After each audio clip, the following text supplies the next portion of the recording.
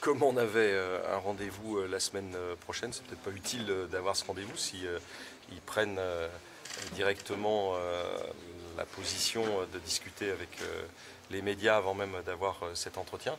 Bon, ceci étant, on est dans un club qui est parmi les plus importants d'Europe et ce ne sont pas les supporters qui décident de la gouvernance des clubs. Donc, bon, j'avais pas vu cette déclaration. Je vais la regarder attentivement. Elle me surprend parce qu'en général, on a des relations qui sont des relations d'échange. Et comme j'avais fait cette ouverture pour pouvoir échanger, discuter, ça veut dire qu'à ce moment-là de la discussion, les arguments n'ont pas pu être échangés. J'ai vu par contre un autre groupe lundi, ça s'est très bien passé, on a discuté pendant 2 heures.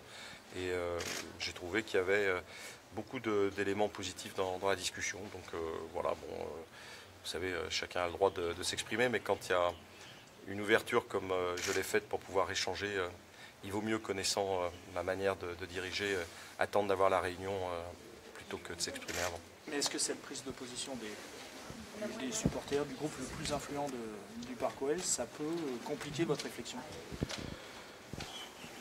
Pas du tout. Je peux vous dire qu'à partir du moment où j'avais offert la possibilité à quelques-uns des groupes de pouvoir échanger sur les critères qui vont nous permettre en fin de saison de prendre position, bon, voilà, tout le monde a le droit de s'exprimer. Par contre, sur le plan de la gouvernance du club, jusqu'à preuve du contraire, ce sont les dirigeants majoritaires qui investissent beaucoup de leur argent, de leur passion, de leur temps, qui dirigent. Et donc il peut y avoir échange. Après, les décisions, elles sont prises comme elles sont prises depuis 32 ans à l'Olympique Lyonnais. Vous venez de dire de prendre position en fin de saison, ça veut dire que vous allez reculer la date? Pas du tout. Non, pas du tout.